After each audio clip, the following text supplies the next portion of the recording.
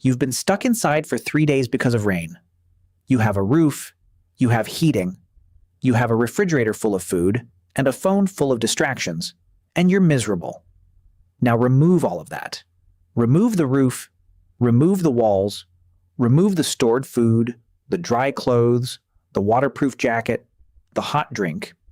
Put yourself in a forest somewhere in prehistoric Europe, 60,000 years ago, during a rainy season that doesn't end for weeks. The temperature is hovering just above cold enough to kill you. Everything you need to survive, fire, food, warmth, becomes exponentially harder to obtain the wetter it gets. How do you survive that? Not as a thought experiment, as a daily reality, as the baseline condition of being human for the vast majority of human history. This is the question nobody thinks to ask about ancient humans because we're usually too busy asking about the dramatic stuff, the predators, the migrations, the wars. But rain is unglamorous and relentless, and it was arguably more consistently dangerous to early humans than almost anything with teeth. It killed fires. It caused hypothermia. It rotted food. It flooded shelters. It lasted for months, and ancient humans not only survived it, they thrived in some of the wettest, most brutal climates on the planet. They crossed rainforests. They lived through Ice Age winters with precipitation that would shut down a modern city. They figured out, without textbooks or Gore-Tex, how to keep a species alive in conditions that would end most modern humans within days. Let's find out how. Start with the most immediate problem rain creates for a human being without shelter. Not drowning.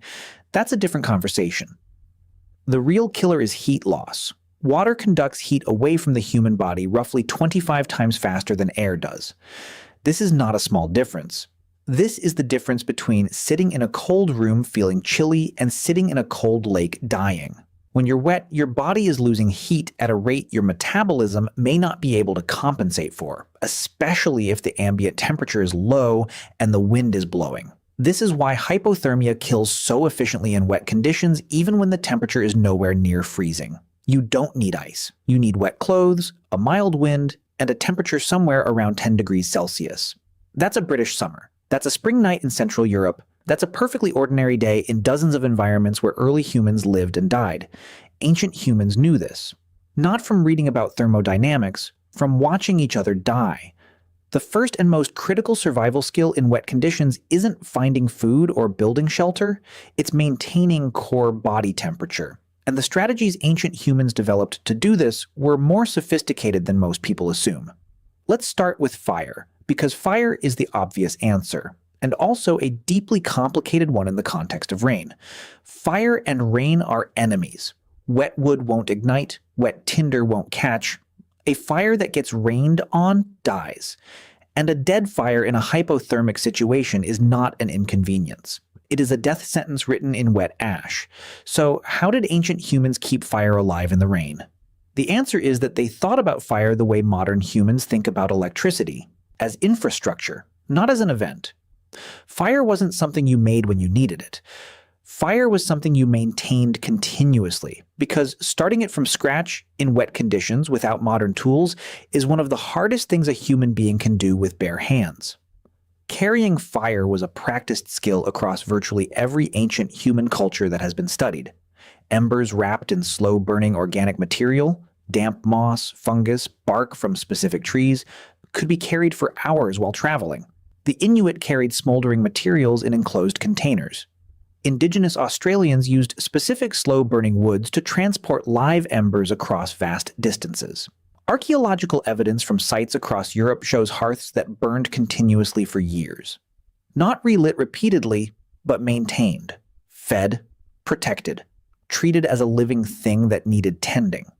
The fire was never allowed to go out because the cost of losing it was too high. This required designated roles within groups. Someone's job, in bad weather, was to keep the fire alive. Not to hunt, not to forage, to sit with the fire, shield it, feed it, and make sure the group didn't wake up cold and dark in the middle of a rainstorm. This is one of the earliest divisions of labor we can infer from the archaeological record. Before anyone was a specialist in tools or hunting or medicine, someone was a specialist in fire. But fire requires shelter to survive in heavy rain, which brings us to the second major strategy: Ancient humans were not the cave-dwelling primitives of popular imagination. The cave-dwelling image is partly an artifact of preservation bias. Caves are where evidence survives, so caves are where we look, and therefore we conclude that caves are where ancient humans lived. But caves are rare, often inhabited by predators, frequently cold and damp and geographically limited. Most ancient humans lived in structures they built, and those structures, even the earliest ones, show a level of environmental intelligence that is genuinely impressive. The oldest known constructed shelters date to around 400,000 years ago, long before Homo sapiens, in fact.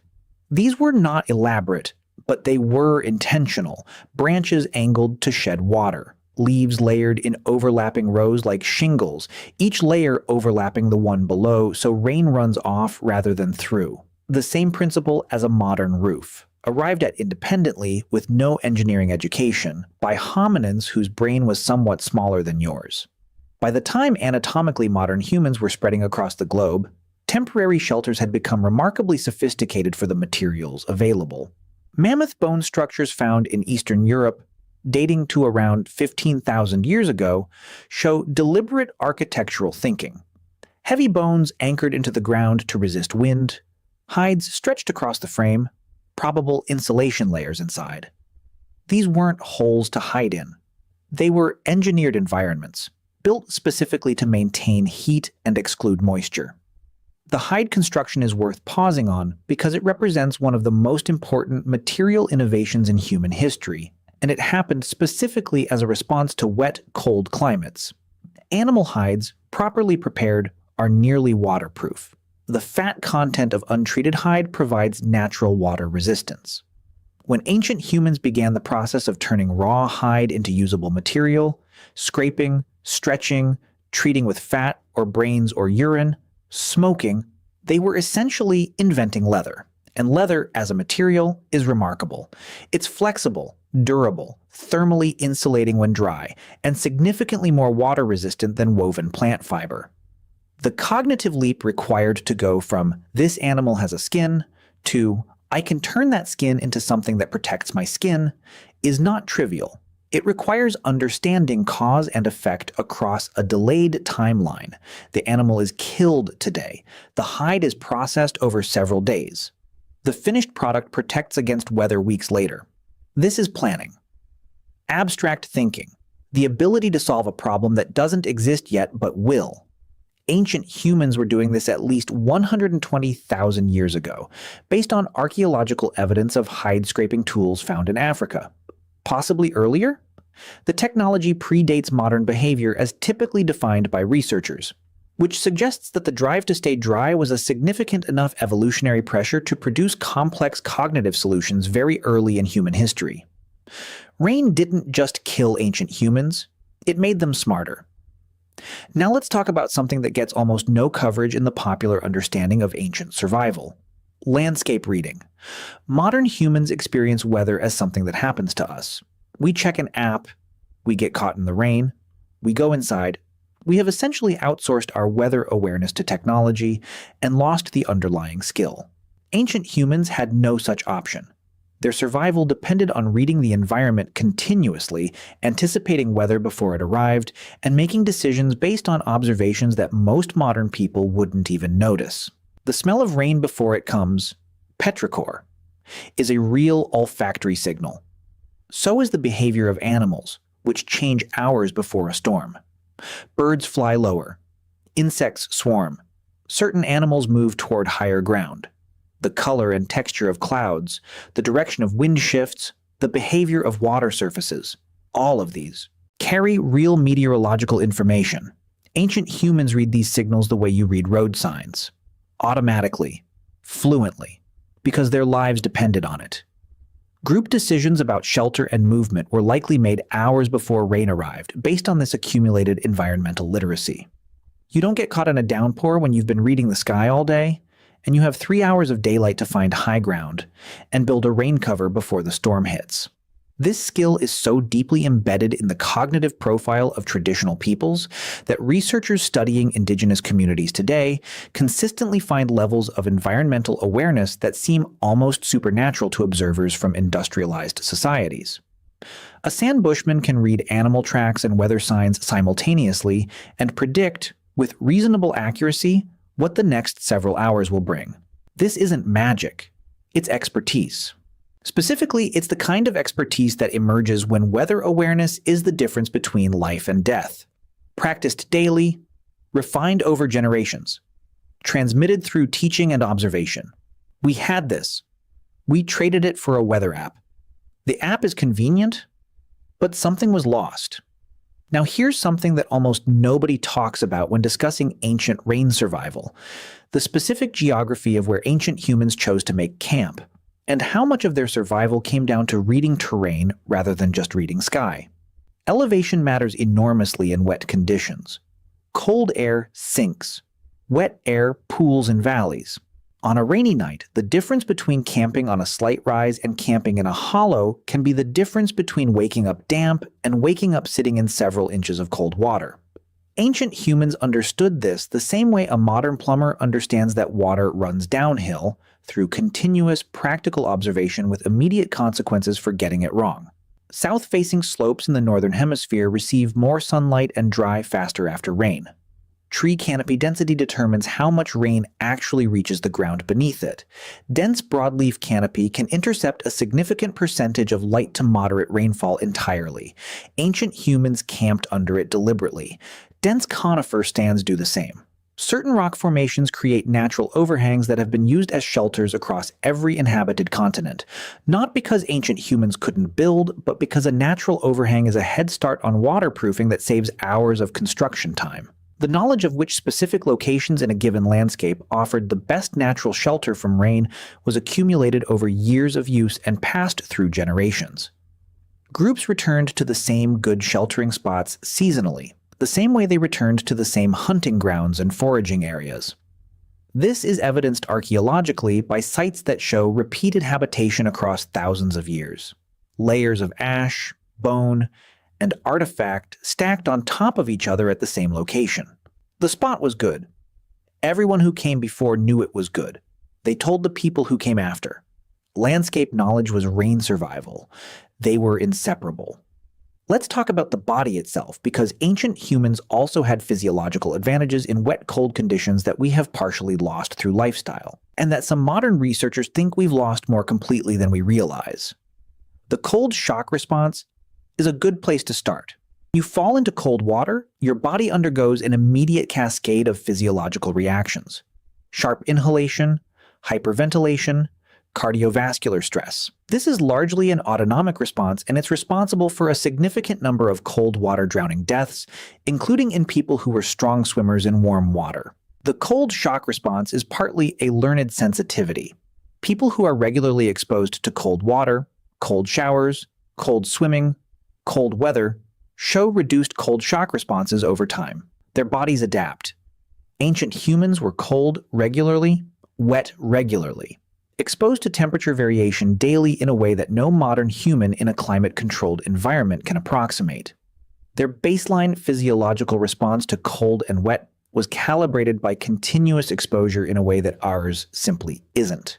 They weren't tougher because they were different humans. They were tougher because they were trained humans, trained by an environment that didn't offer the option of turning up the thermostat.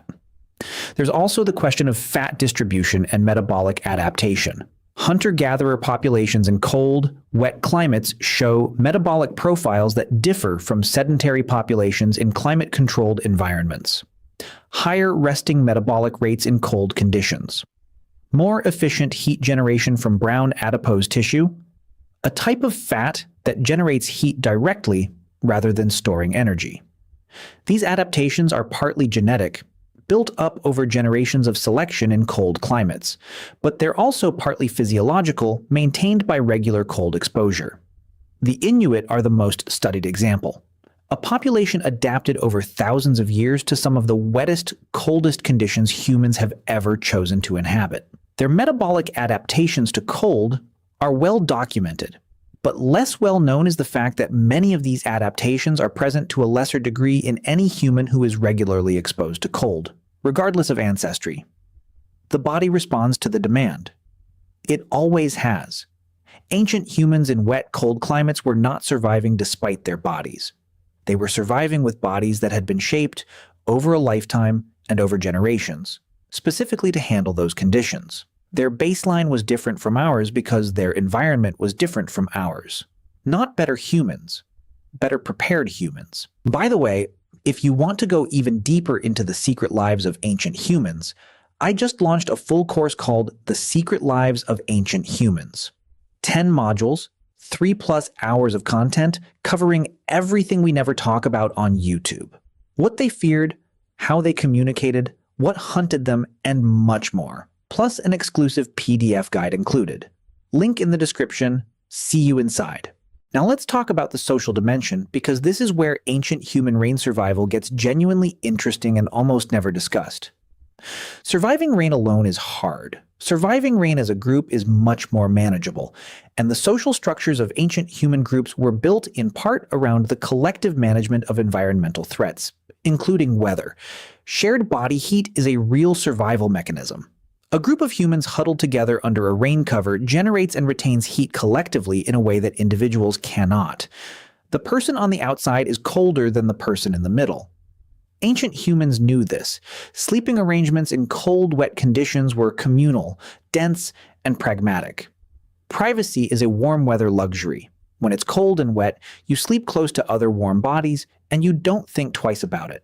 The firekeeping role mentioned earlier was part of a broader system of weather-related labor distribution.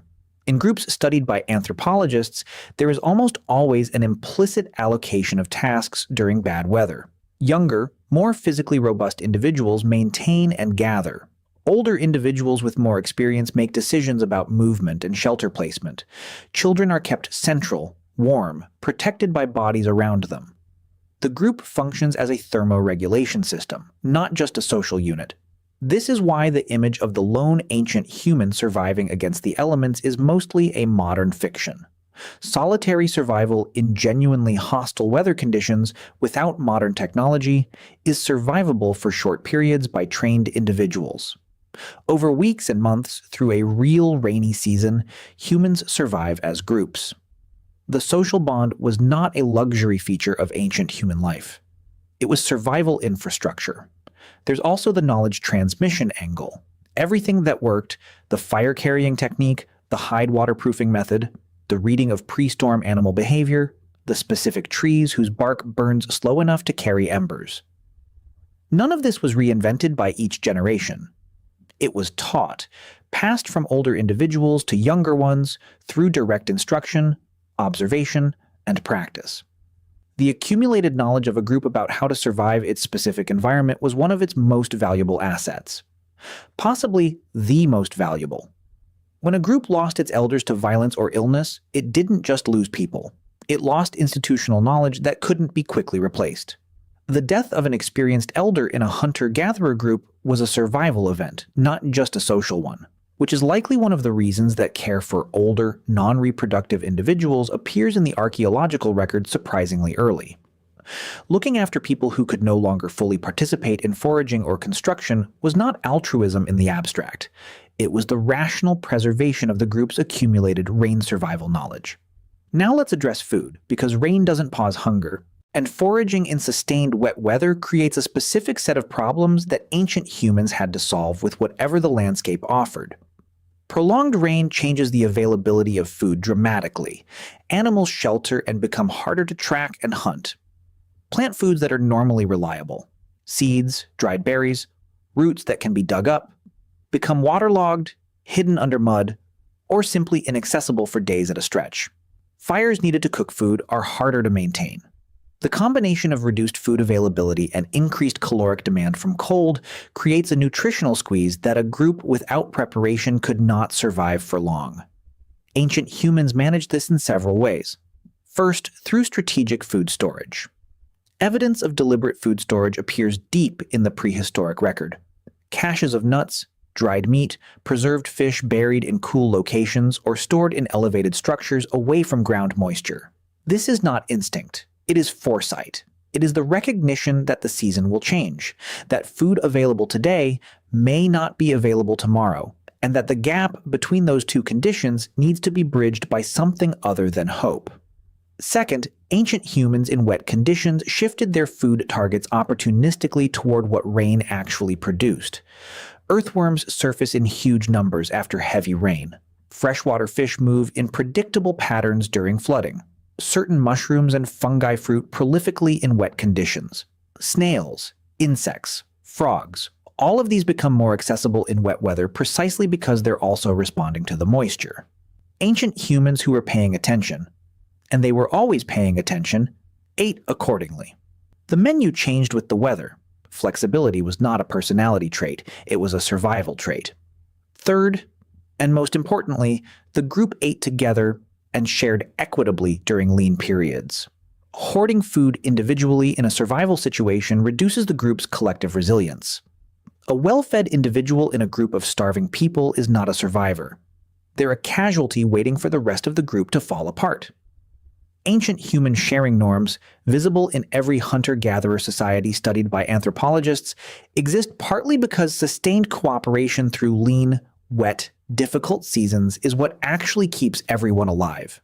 The rainy season wasn't just survived, it was prepared for, adapted to, and shared through. Let's zoom out one final time and look at the big picture of where ancient humans actually chose to live, because it tells you something remarkable about their relationship with wet weather.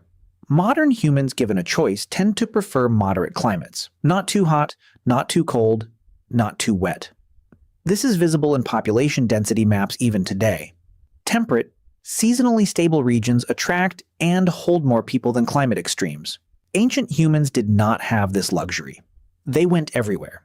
Into monsoon-soaked Southeast Asia, into the perpetually wet, temperate rainforests of coastal Europe, into river delta systems that flooded seasonally with predictable violence, into the subarctic, where precipitation is relentless and the ground is wet or frozen for most of the year. They didn't go to these places despite the rain. In many cases, they went because of what the rain brought. Wet environments are productive environments. Rivers and lakes fed by heavy rainfall are full of fish. Wet forests are full of plants, fungi, and animals that depend on moisture. The same rains that made life difficult made the food supply rich. Ancient humans made a calculation, probably not consciously, but through the drift of populations toward resources, that the difficulty of surviving wet conditions was worth the abundance those conditions produced. This is a fundamentally different relationship with weather than the one most modern humans have. We experience rain as an interruption, something that cancels plans and ruins days. Ancient humans experienced rain as a condition, one that required management, created opportunities, and demanded skill, but not one that was alien or inherently threatening. It was part of the world they lived in. They were part of it too, the waterproofed hide, the carried ember, the angled branches shedding water in overlapping layers. The group huddled around a fire in a structure that someone spent 3 hours building before the storm hit, based on a sky reading that said the weather was changing.